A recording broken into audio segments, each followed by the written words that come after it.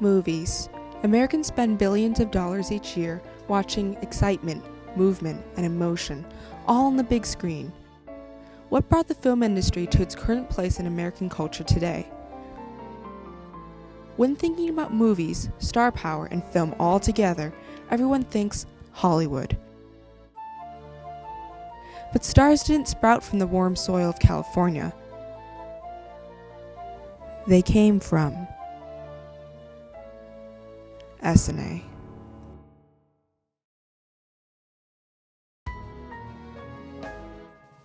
Although short-lived in Chicago, the presence of the Essanay Film Manufacturing Company in the 1910s left its mark on the film industry. Essanay produced quality pieces, optimizing the use of technology at the time, jump-started the careers of many of today's well-known actors and actresses, such as Charlie Chaplin, and proved itself to be just as important as Hollywood.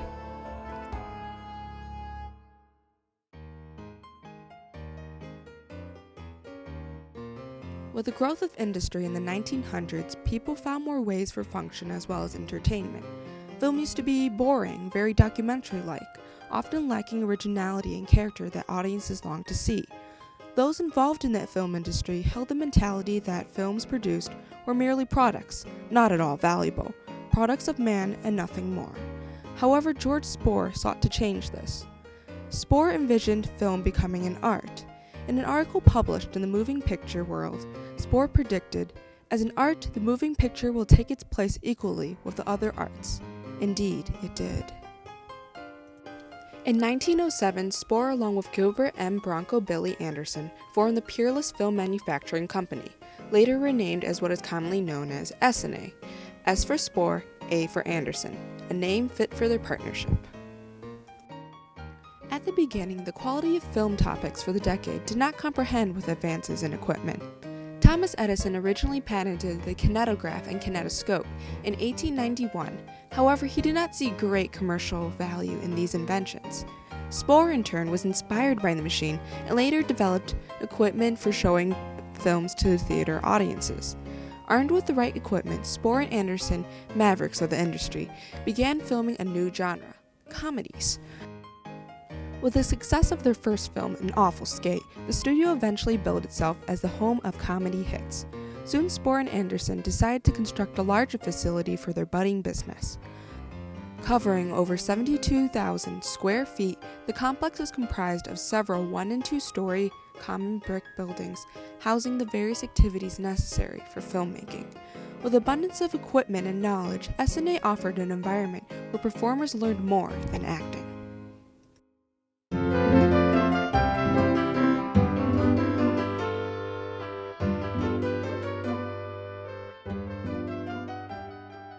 One actress, Beverly Bay, explained, "In the silent movies, we didn't learn lines.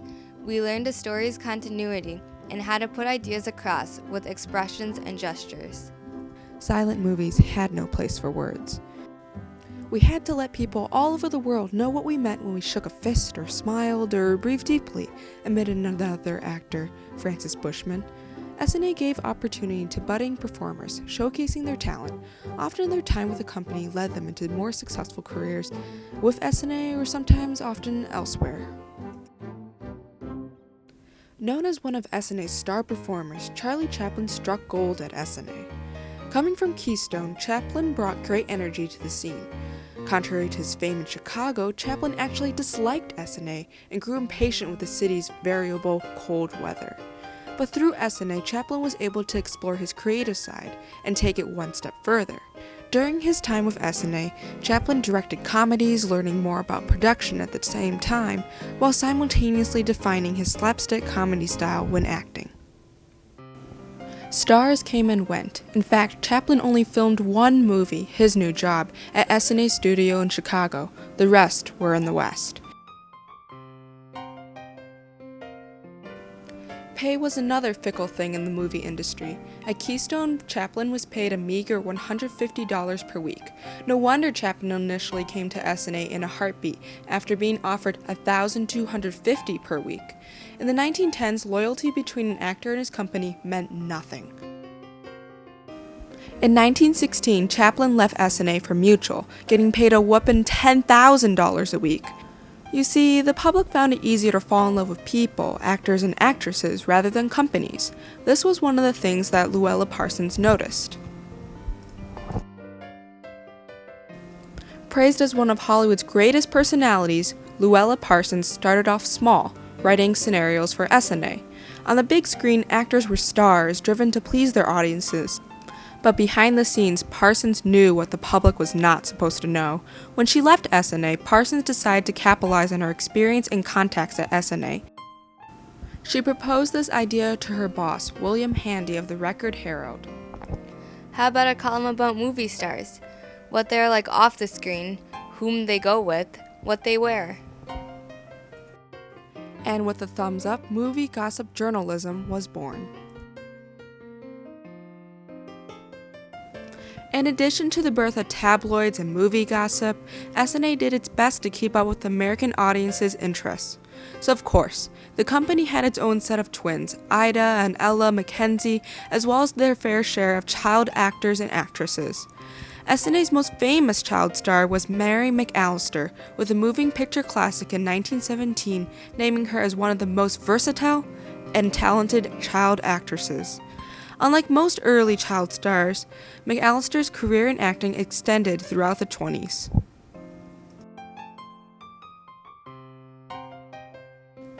Unfortunately, as stated in Cup Chicago, Chicago will always be a grooming ground for its hordes of talent, which will soon find its way to greener pastures of Broadway and Hollywood. But before the film industry took off to the west, the scene in Chicago was a glimpse of what was to come.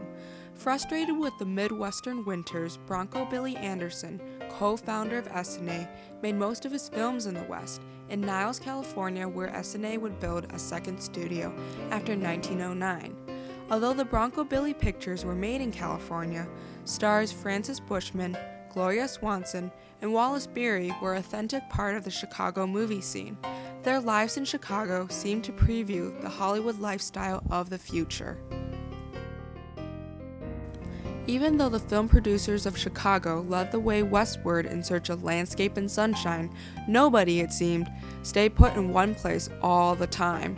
When it came to the point where the majority of Essanay's movies were filmed in the West, the Chicago studio location was still significant, because all the film continued to be shipped back from the Niles location to Chicago to get processed and eventually distributed. While the West had its strength in climate, the Midwest yielded power in location concerning distribution. Being in the middle of country, films could be sent to both East and West without much problem.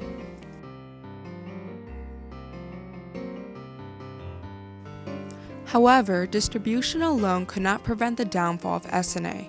In 1915, the U.S. Supreme Court ruled that all major movie manufacturing companies, particularly the Motion Picture Patents Company, in which Essanay was a part of along with other Chicago movie companies, were violating antitrust laws. This decision opened up the movie industry to other independent filmmakers.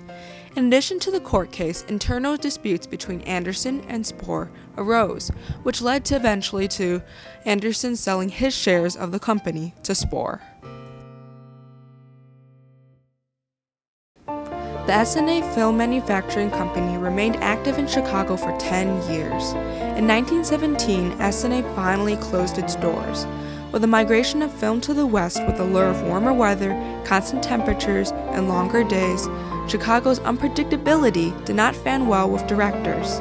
Alas, reduced to simply a doorway with an Indian figure engraved on it, along with bold lettering from the past, the building still stands on Argyle Street.